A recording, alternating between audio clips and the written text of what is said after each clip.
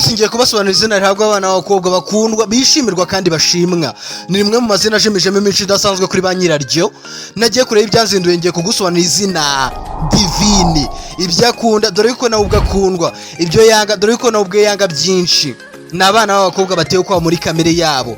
Ngahundi utega amatwi wumve niba iyi mico ngiye kubwira yabo uyizi kuri Divine mugendana cyangwa Divine we ubwe ayiyiziho. Dore yuko niba wabyaye umwana nuri mwite wateye umupira mu bafana aho kutera mu ncundura. Mbere na mbere izina Divine buri nyuguti yaryo ifite igisobanuro. Da bivuze determined, bivuze ko yihagararaho agafata imyanzuro nakuka. I bivuze intelligent, bisobanuye ko ari inyabwenge, agira ibitekerezo bifatika, arasobanutse. Va bivuze valuable, ni uw'agaciro kuko abera agaciro aba mufite. I bivuze inspiring, icyitegererezo, ni ukuvuga ko ibikorwa bye birangaza abandi bakifuza kumera nka we. Na bivuze noble, ariyubaha. E bivuze elegant, yita amaso y'ababona akabirora, agasuka hafi no gucyana umuco we. Hanyuma rero turagaruka mbaha ubusobanuro bwimbitse bw'abana bita ba Divine, mbabwiye n'imico yabo. Njye ndi Sano Chira.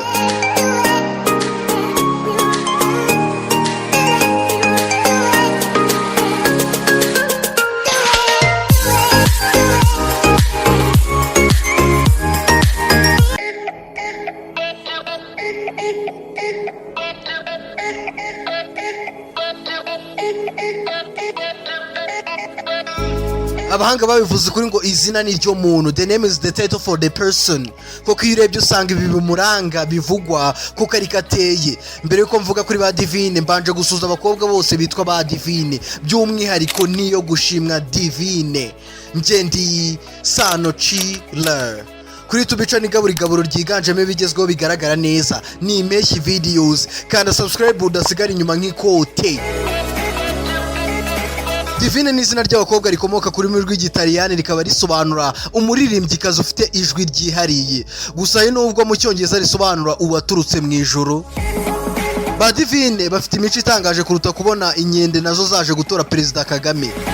Barangwa no kugaragaza ibyo batekereza, bivuze ko ikibajemo batakimira ahubwo barakivuga ntacyo bikanze. Yaba ari cyiza cyangwa kibi barakikubwira nibihishira. Bagira inzozi nyinshi cyangwa se ibyifuzo, bagira umutima w'impuhwe. Divine azi kubana n'abantu neza, nafa kwirengagiza abantu.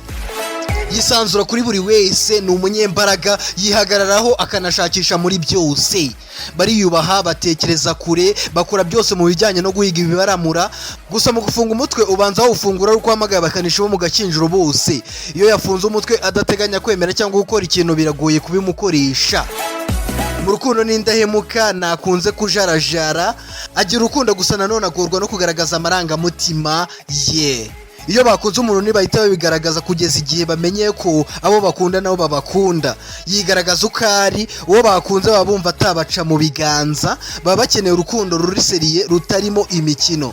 Akora ibintu bye yicecekeye, ntakunda abamushima gusa, ahubwo abakeneye no kumva bamunenga ku bidasa neza kugira ngo bimworohere kumenya ibyo akosora. Wumve ko ariko abantu bita ba Divine baba batekereza ukwabo. Hari igihe umubwira ikintu witeze igisubizo ari buguhe, uzi neza ko ari cyo ari buguhe, ariko wagahita guha icyo yatekerezaga muri we utateganyaga ko yatekerezaga. No kuvuga ko batekereza ukwabo nk'uko nabisobanuye. Yanga gusaba no gusabiriza, abayumva yakigeza ku nzozi ze. Akunda abamwubaha, abanyakuri, kuko umubeshye kenshi wamubona bwa nyuma arimo gupepera ngo wigendere uve mu buzima bwe. Akunda kumva yamarana igihe kinini n'abakunda, akunda abamutaka bidakabije. Ni umunyamahoro, akunda ahantu hatari akajagari, yanga abanyabinyoma, indyarya, ibigwari, abatiyubaha, yanga uwamwirengagiza, yanga uwamufata nabi, yanga inshuti zisa nkaho zidahari, yanga umuntu udahagarara ku ijambo. Iyo yababajwe araceceka cyane. Reka mvuga ngo uwamuvuga yamuvuzaho ntimundu kubwuka abana n'abakuru bose bitwa ba Divine batangaje.